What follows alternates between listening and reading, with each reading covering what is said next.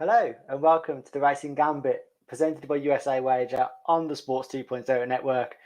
We do hope that you have missed us because it's been a while, but me and Ace have both had to take a bit of time off, just recoup and get back into the swing of things. But we have got a massive weekend of action ahead of us this weekend. But before further ado, let me introduce my co-host, Ace. Ace, how are you doing? I hope you had a great Christmas and New Year. We're going to be back and better than ever. Mind is refreshed. We got Pegasus today. We got Derby preps coming up. Ready to roll. Oh, it's a huge weekend. And I mean, there's only one place to start. The Pegasus World Cup Invitational Stakes at Gulfstream Park, over 1 1/8 miles, with a $3 million purse available. This is all about probably the two stars from the Breeders' Cup. Knicks Go, Life is Good, meeting head to head. I mean, you can forget about the rest of them. Ace, who is coming out on top? This one's pretty simple to me. So I've got a Breeders' Cup winning hat on right here. Breeders' Cup Classic winner, Authentic. Breeders' Cup Classic winner, Knicks Go. Knicks Go, the defending champion in this race. I don't understand this Life is Good love. Call me crazy. I'm crazy. That's fine.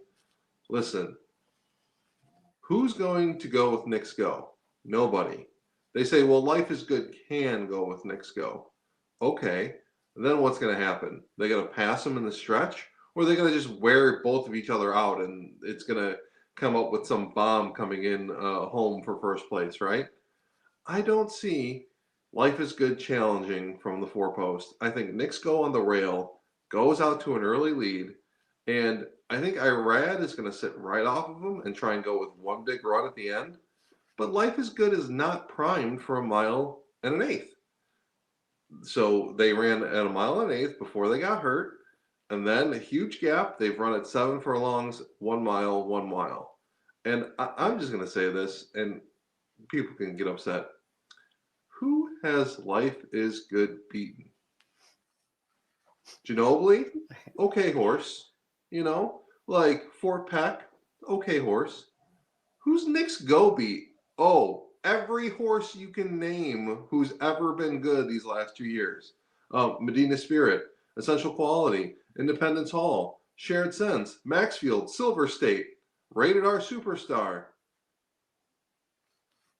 That's all of them. Come on now. Who are we talking about here? Who do you like in this race? Oh, I mean, we both faded Knicks Go for the Classic because we had doubts about the distance. We were made to look very silly that day because he stormed it and it wasn't even a contest. I think I've learnt my lesson now. I'm not going to take him on twice. And he was obviously this week voted the Longines Horse of the Year, quite rightly so, after the Classic win. And I don't think anyone gets near him. I know a lot of people on social media were kind of questioning whether Vowel 1 could be a hindrance to him, but I think it's going to be more of a kind of in his favour, if anything. And I can't see anyone beating Knicks Go on a home field for him as well, where this track plays to every single advantage that he has. There's no chance. Not only that, I don't see any horse besides Life is Good having a chance unless they both just go out and set 22 and 44 fractions, right? I do have to say, this is Knicks Go's last race. Horses know. They do know that this is going to be the last time they're going to lace it up. And there's no doubt in my mind that they're coming home first. This is a cutback from the Classic. This is what they usually run at, 1 mile and a 16th, 1.25 miles, right? Like, I don't see anyone touching this horse. They're 1 for 1 at Gulfstream, like we mentioned. Life is Good. Had some really nice wins last year. Lost to Jackie's Warrior in 7 furlongs where they were blazing along, right? And I don't know if the 1 1/8 miles suits this horse. We're going to find out, right? I'm sure they want this horse to run more classical distances. But at the same time, it's another extended stretch out for them. And it's going to be their first time in Florida. Yeah, I think it'd be interesting. I think we could both agree Life is Good isn't going to win this. But I think it's going to win probably some bigger races this year anyway. Because I think it's going to be an interesting horse to follow for the rest of the year because it's going to go to the Saudi Cup after this, which is going to be interesting to see how it does over there. Could you possibly see Life is Good maybe going down the same kind of route Knicks Go did, and then somehow end up in a classic at the end of the year? I do. I think Pletcher needs to figure out, and I think this is one of the races. I mean, it's the most money that you can win for several months until some of the Derby prep days have races for older horses, right? I think he needs to find out whether he can go a mile and an eighth, and then try and test out whether he is a classic type of horse. Otherwise, what's wrong with winning every race at a mile? I mean, I know the amount of money for these races isn't always stellar, but at the same time, if you can just win $500,000 races, every 6 weeks, what's wrong with that? Do you think they'd be disappointed if that's the route that they end up going down? Because obviously, like this time last year, they were targeting all the Triple Crown races, weren't they?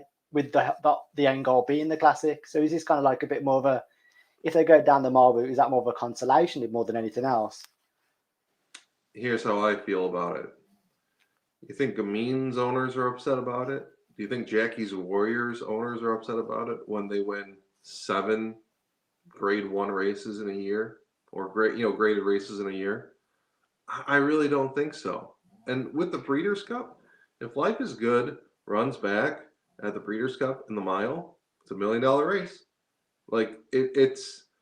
I don't think it's such a disappointment. I think once that horse was injured after the San Felipe and couldn't run in the Derby, the ownership group basically said, all right, what do we have here, right? It's not a Derby horse, so what's the next steps? And I'm glad that they're going to try and figure it out. I do like when owners and trainers try these longer distances, but if it doesn't work out, cut right back. I wouldn't keep running them at 1 mile and an eighth unless, one, they are really close to our champ here, right? Knicks Go, or but we'll have to see. We really will. This horse has such a high cruising speed. If they finish second by anything more than a length and a half, then I'm sure this horse can run at this distance. It's just hard to beat the best. Yeah, I mean, since we've kind of settled first and second, I guess third in this is a wide open contest. Any one of the remaining horses could probably steal third, I guess. I don't disagree with you. The hard thing is to figure out which horse that's going to be. I'm looking at Endorsed 20-1, the 8 horse with Umberto shipping in and riding. I also, and this is going to sound crazy, I like Sir Winston at 12-1. Edwin Gonzalez shipping in from Woodbine, running on that synthetic junk. But you never know. I don't really like Chess Chief a lot. He's the third favorite here at 10-1. Who did you have coming up for third? Yes, we're not trying to find a third place in here. There's a lot of them that haven't really done a lot. So I kind of landed on the one that had been involved in big races and kind of ran decently. So Stiletto Boy landed the Ohio Derby back in July last year, was second by over 2 lengths behind Medina Spirit in the Awesome again, and then also ran in the Classic as well, where it's 5th. And I think just coming to that is the best of the rest form. It's going to finish 2 lengths plus behind the first 2. Yeah. But I think Stiletto Boy is probably the best place to finish third here. And what's he at the minute? 20-1? Yeah, he's 20-1. And Kent DeSormo is traveling across the country for him. It's hard for me, and now mind you, right? Like, it's hard to like you said, they did take 5th, right? Took 5th by how many lengths? 18? It was there. Yeah, he took 3rd in the Malibu to Flightline, who, God, could you imagine if Flightline was in this race? Like, I feel like the horse racing Twitter would stop because, like, everyone would be watching this thing. But, yeah, 3rd by 12 lengths. It's a lot of lengths. But I think you compare it to the horses in this race that have kind of never been in this kind of caliber. At least the experience is there, I guess. No, you're right. Sir Winston has won the Belmont Stakes, right? Like several years ago. But yeah, and then they realized, hey, we're not going to do that too much. Like let's run back to where we're used to. I don't disagree with you. I just feel like, yeah, once a horse knows that they can just trot along, that's what this horse is going to do, and I think it's going to be a similar thing. But to your point, anyone can take third. Yeah, so we'll round up on that one on the main event of the weekend then. So you go in with Knicks Go. I'm going Knicks Go. I'm not going to be a fool again and not take him. I think he wins, and I don't think he's challenged. I'm just going to say it. No, I'm with you with Knicks Go. Knicks Go's winning it for me. I'll take Life is Good second, and I'll stick with Stiletto Boy in third. Nice. So next up, we got the Pegasus World Cup Turf Invitational Stakes over 1 1/8 miles. And again, this has got a field of 12, and it is a bit of a puzzle to try and work out because there's bits and pieces of form all over the place in this race. You've obviously got Colonel Liam, who won this last year, who goes in at 3-1 after what was a pretty disappointing effort last time out. I'm going to do something here, the exact opposite of what I did in this last race. So this race has two favorites, Colonel Liam at 3-1, as well as Never Surprised at 7-2. Toss them both out. We're not using them today. No, thank you. Colonel Liam, last race was at Belmont on Belmont Day, took 8th, and then they've put him on the bench since. It's a long time not to have a race, in my mind. And then you've got Never Surprised at 12, who is the speed of the speed, who's going to have to work his butt off to clear 11 other horses going into the first turn here. I don't think they do it, and therefore I do not think they win. I'm going to give you some prices here, and you're going to be like, you're crazy. I don't think I'm crazy. The one, Space Traveler, has run well in big races. The Woodbine Mile, they took second. Keeneland, they shipped in a disappointing 5th, but only by 2 lengths. Their last race at Gulfstream Park, a race to set up for this race, took 4th by less than 4 lengths. Jamie Spencer's coming in the ride. Coming over. Hop in the pond. 12-1 for Brendan Walsh. I think they set a perfect trip on the rail if they stay on the rail and then have one big turn going into the final turn. And I'm going to give you another one. I like a Tone, 20-1, the 2-horse. Call me crazy. They were very good at the allowance level, first, second. They take up a stake, the same one that Space Traveler was in, at Gulfstream Park. They take a very nice second at 17-1. I think this horse can run. I do not like the favorites. And so I got to go for a price here. Where do you land? Yeah, I'm using kind of the form lines between Sacred Life and Field Pass. So these two, I mean, they've been involved in 2 very good races, last two races for them both. Obviously, Sacred Pass came out on top first, and then Field Pass got revenge in the Seabiscuit. I mean, I've been tossing and turning about both of these because obviously, I like Field Pass quite a lot. So we're trying to find something that I can kind of cling on to. So now he's got a really good chance here. And I think he has got a good chance, especially at 10-1. Like, it's a huge price and the graded form is there in the book.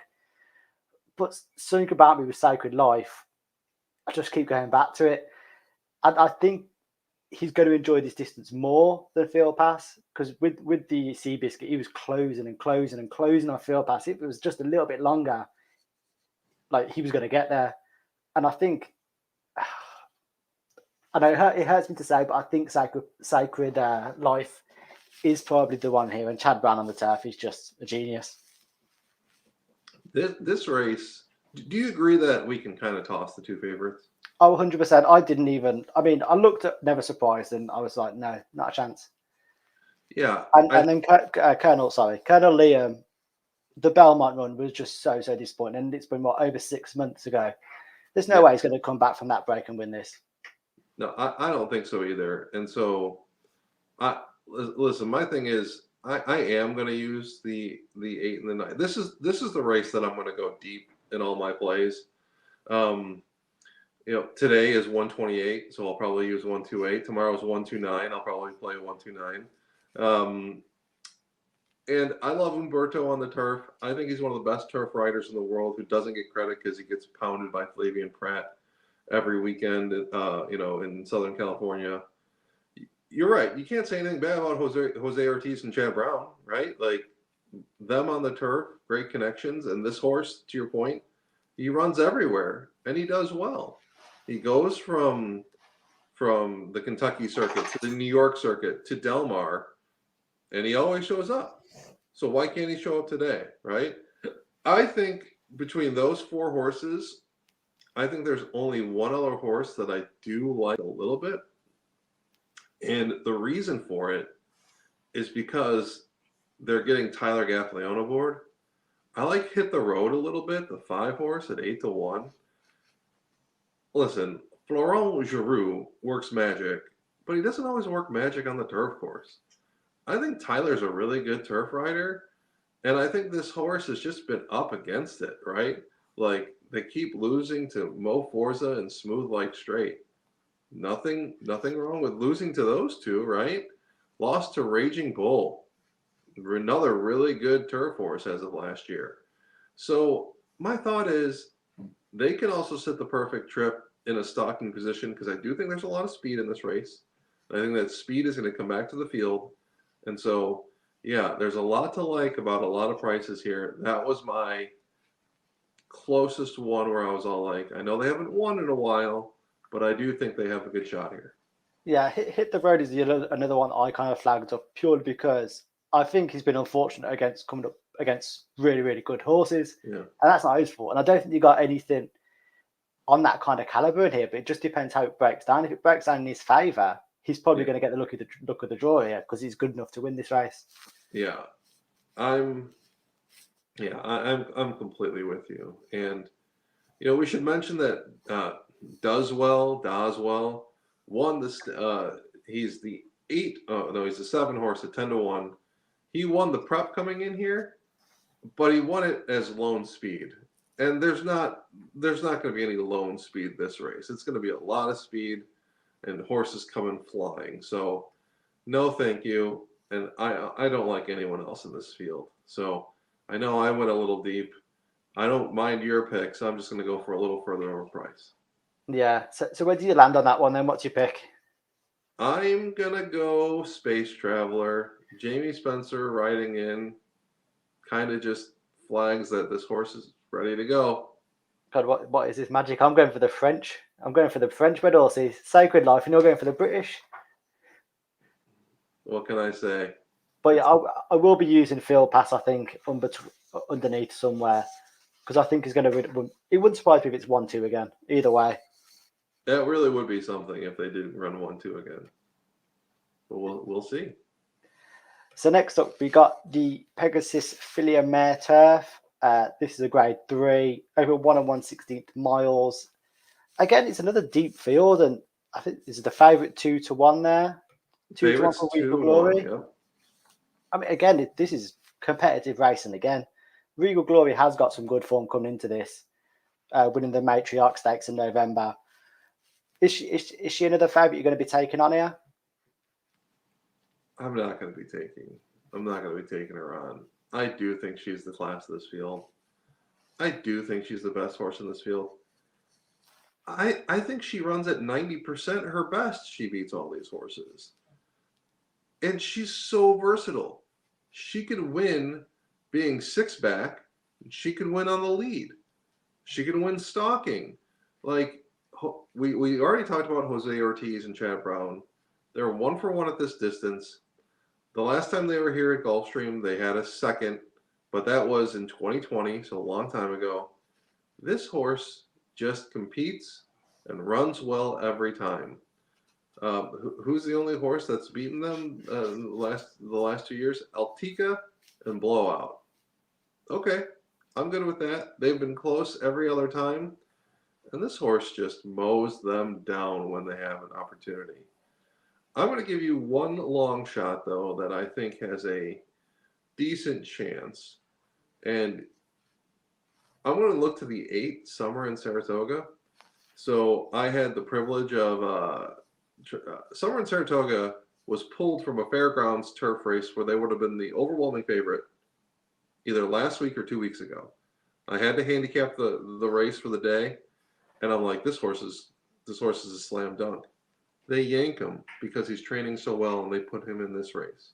And I said to myself, okay, they think that they can run here 12-1. Not saying they're going to win, but I'm saying you got to pay attention to when those things happen. Yeah, it's always interesting when something like that happens because you do kind of take note and think, oh, okay, I'll watch where it goes next. Yeah, 1,000,000%. Like, and they were going to win the fairgrounds race by open lengths, and it was a $200,000 race, and they're like, no, you know what? Let's race for this $500,000. So the one that I want to flag up, I think we mentioned it before. Nicest, I've got a feeling she's going to land a big race at some point this year. I don't know if it's going to be here. It could be further down the line, but she's made 3 starts in America with Michael McCarthy. She was second in the American Oaks, third in the Red Carpet Stakes. She has some serious back form behind her. Like if you go back to her days in Ireland, she was third in the Irish Oaks there, which is a Group 1 behind Snowfall, and we know what Snowfall went on to do, and that is some good form. And the thinking with Snowfall was she was always going to be a better horse when she was 4, like a bit like what going for the race that Love went for this year or last year now, I should say. But I just think Nicest is going to be kind of in her element as a 4-year-old this year, and I she's going to land some big races. I don't know if it's going to be this one, but at 6-1, I'll be taking a chance. The horse just don't win, bro. She just don't win is the only thing to me. You're right. Her form in America, right? 4th, a 3rd, a 2nd. Hey, she's up. She's on the uptrend, right? What's next? A 1st, right? That's some program love there, right? But she's won 1 race in her life out of 9. So to your point, maybe it's not this one. If there's an invader coming in that I like, Wakanaka.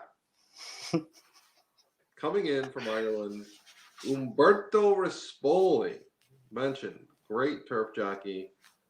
This horse has won 3 in a row. And if it wasn't for finishing second by a neck, this horse would be on a 6-race winning streak. First time in America, shipping right in for Bill Knott. I don't know, 12-1, pretty high odds for a horse who, has 8 career starts, 6 wins, in 2 seconds. To be fair, the odds have come down as well because I think I looked yesterday and I was kind of intrigued by the horse. I think it was around 20 yesterday, so it's come in. I was intrigued by the Italian form. I was interested to see how it would kind of stand up in this race because if you look at it, like on the back of it, that there's some good form there. So she is an interesting one. She is. I'll give you that one. I'm just saying, and you got Umberto on board. Hello, but where all is there another price in here that you like at all? I don't think so. I think nicest for me was the value in here, and like you said with the Wakanka, I mean you got to be careful saying that one, but I think that is some decent value as well if it kind of runs like if it runs as it did in Italy and that form stands up, it's got a decent chance here for sure, hasn't it? Yeah, no, I agree with you. The one horse that everyone loves that we haven't mentioned is the one Sweet Melania, who won the prep coming into this race. 5-1 morning line. No, thank you. No, thank you. Luis Saez jumping aboard, took her to a 3rd place finish at Saratoga a few months ago. I just don't see this horse winning this race. I don't think this race sets up well for them. But who am I? You got Saez winning at 25% at Gulfstream and Pletcher winning at 42% at Gulfstream. So prove me wrong. I won't be shocked. So where are you landing here then? Where's you thinking? Regal Glory? Yeah, I think Regal Glory is the class. If I think there's going to be a bomb, Wakanaka. And I'll be going with Nicest for Michael McCarthy. Next up, we've got the Inside Information Stakes, which is grade 2. It's a 7 furlong distance for this one. And again, it's a pretty open field to it, I think. If you got the favourite in there, what's the favourite there? 5 to 1? No, 3 to 1. 3 to 1 the favourite, just one time. I must be honest, this is the race I will be taking on the favourite. I'm also going to be taking on the favorite, but I'm really just going to be going to the second choice, which is Jakarta. I don't know what it is about this horse. He always disappoints me, and I always pick him. But then he pops up and he wins his last one out at Parks, and he does it really nicely at 7 furlongs. This race is 7 furlongs. He gets Irad Ortiz aboard. He's 1 for 1 at Gulfstream. He was trying the turf. We're back on the dirt. Maybe this is a dirt horse. I don't know what they were trying to do. Trying to run him on. He's run on dirt and all weather and turf. He's run on every surface. And I think they finally figured out, no, he's got 6 wins on dirt. Maybe we should keep him there. I think Irad Ortiz is going to have a big day on Saturday, because he usually does have big days, right, at Gulfstream.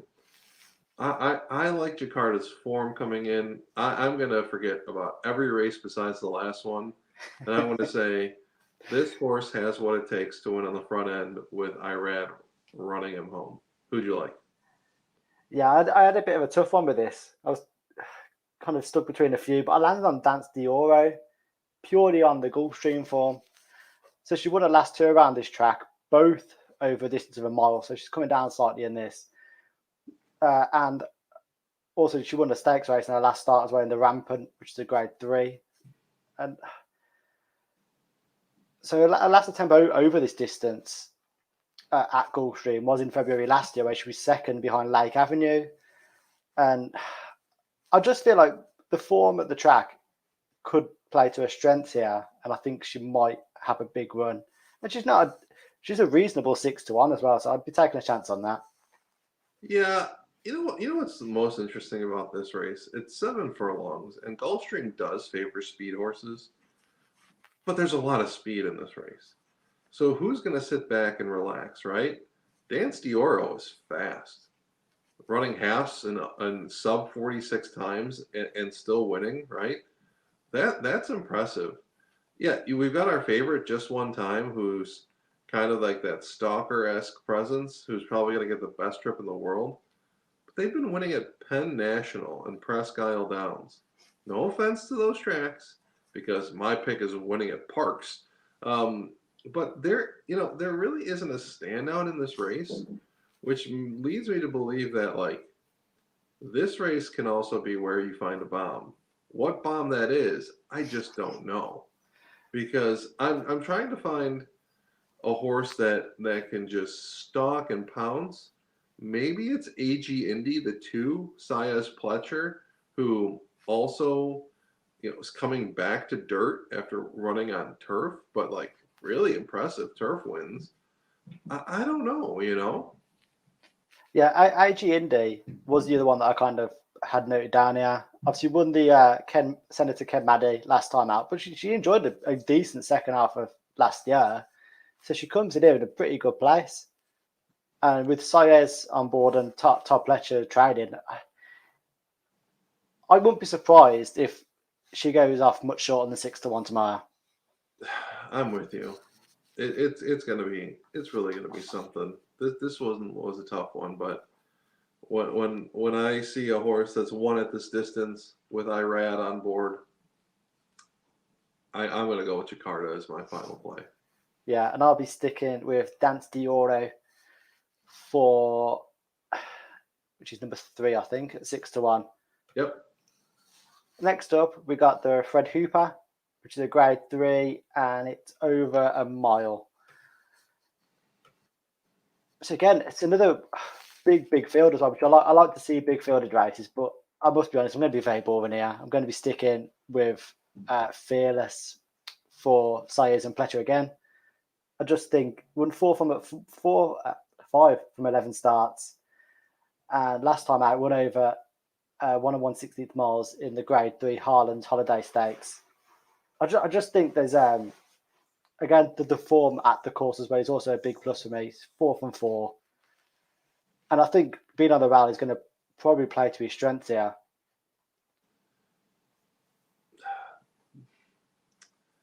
It's really hard to pick against this favorite. It really is. So I'm with you with Fearless, 5-2, 2-1 on the rail. I think this horse is going to get hammered and bet down, right? If there's one horse that I'm going to go with the other Pletcher. I'm going to go with Irad Ortiz and Pletcher with Liam, who, they've been looking forward to this race because they were shipping this guy all around, and then they said, you know what? Let's just get him prepped and see if he can win a race to get him into the stakes level competition. And he ran at Gulfstream. He won impressively by over 4 lengths.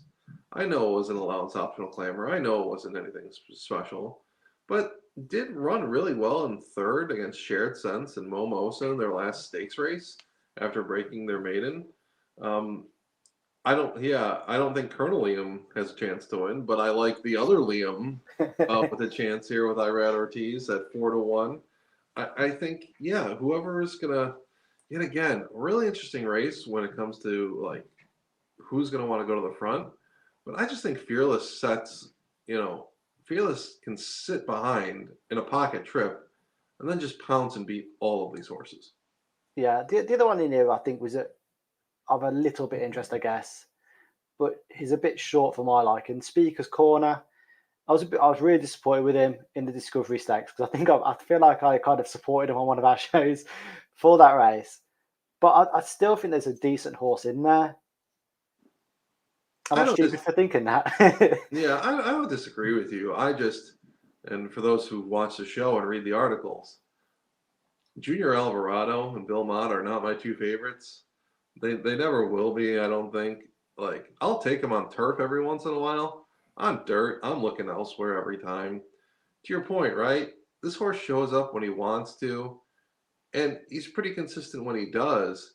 The only thing is, at what levels were these happening, right? And that allowance optional claiming win 2 back was super impressive.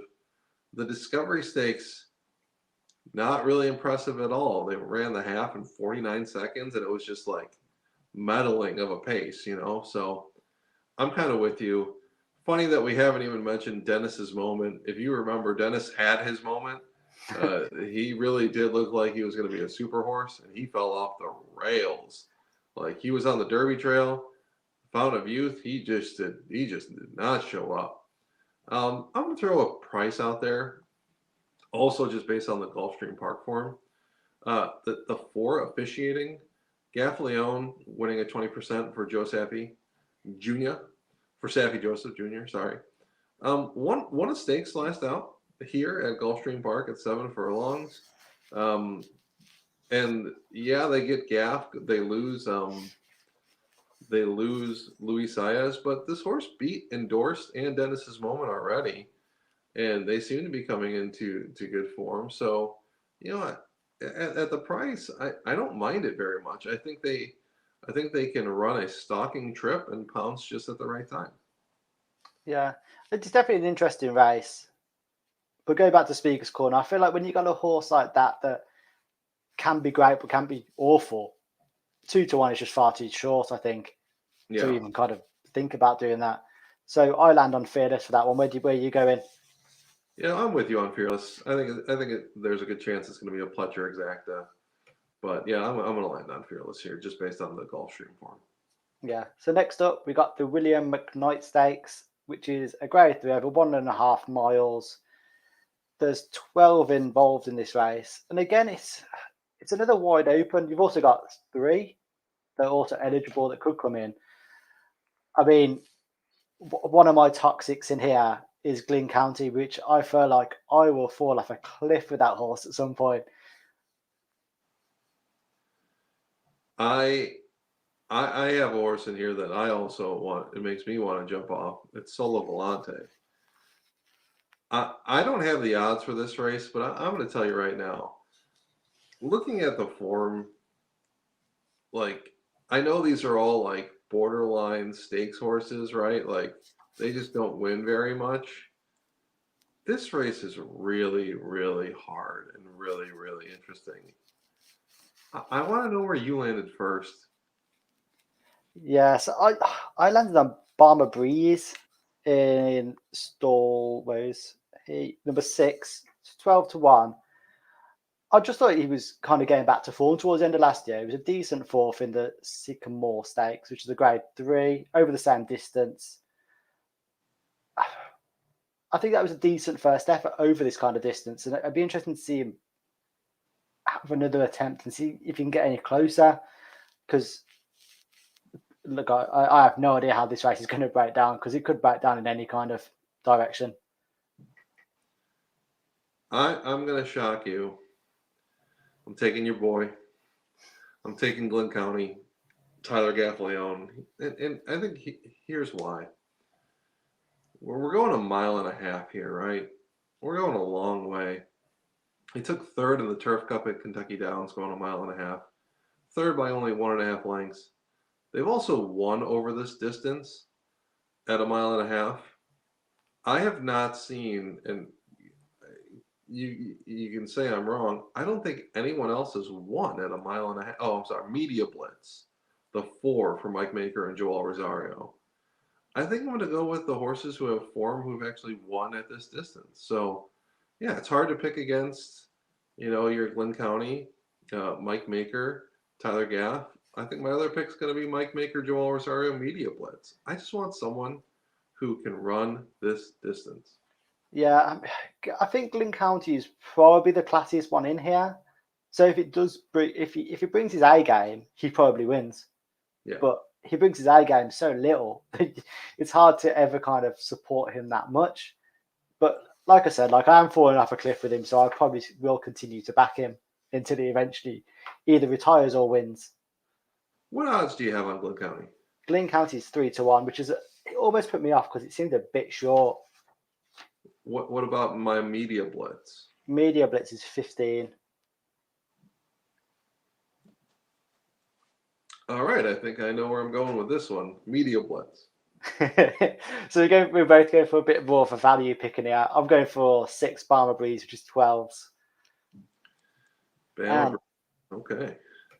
Finally, we've got the Le Flaviante Stakes, which is a grade 3 over 1.5 miles on the turf again. I think it's very, very hard here to take on the favourite Always Shopping. I think Always Shopping is the best horse in this field by a considerable stretch. How do you feel? No, I agree with you. No one has their stakes prowess in this race, right? I do think realistically that they are the best horse by far in the race. I yet again I don't have the odds in front of me, but I would assume that Always Shopping is pretty short. 7-5. 7-5, and then what about Sister O'Toole, the Sia's Grand Motion horse, the 2? 10-1. Yeah, I think Always Shopping is the best horse. I think they win going away. What form at Gulfstream? They've won 4 races out of 6 with the second. The distance, they've won and taken second over 3 races here. I think they're super consistent at higher stakes levels. I think they win this one. I like Gaffleone staying aboard. I like that they won the prep race coming in for this. And then, yeah, the only other horse that, if I want to get a price home here, I think it's going to be Sister O'Toole with Luis Saez, but otherwise, I don't like anyone else really. No, I think it's going to be the Via Buggy's form. Probably is the way this race is going to go. I think you probably get Always Shopping winning, and then Beautiful Lover, who was third in that race, is probably going to take second because she has a bit of Gulfstream back form in there. She was second in the Sunshine Millions Filia Mare Turfs Stakes last year as well. I think it's hard to look past them to just battling out like they did however long ago it was for the Via Buggies. That makes sense. Yeah, it's this card. There's some races that you just got to lean favorite whole way through, and then others where you gotta paid and go with some prices. So I don't blame us here. Yeah. But, Ace, that takes us through all the races, all the graded races at Gulfstream. What are you most looking forward to seeing this weekend? I'm most looking forward to seeing the big throwdown between Knicks Go and Life is Good. I think everyone is. I just don't think it's going to be much of a race. My big one is going to be the race before the turf. It's so wide open. I'm taking bombs. You're taking bombs. My best bet is going to be a 1-2-8-9 exacta box in that race because it's going to pay 12-1, 20-1, 6-1, 10-1. It's going to pay. How about you? Yeah.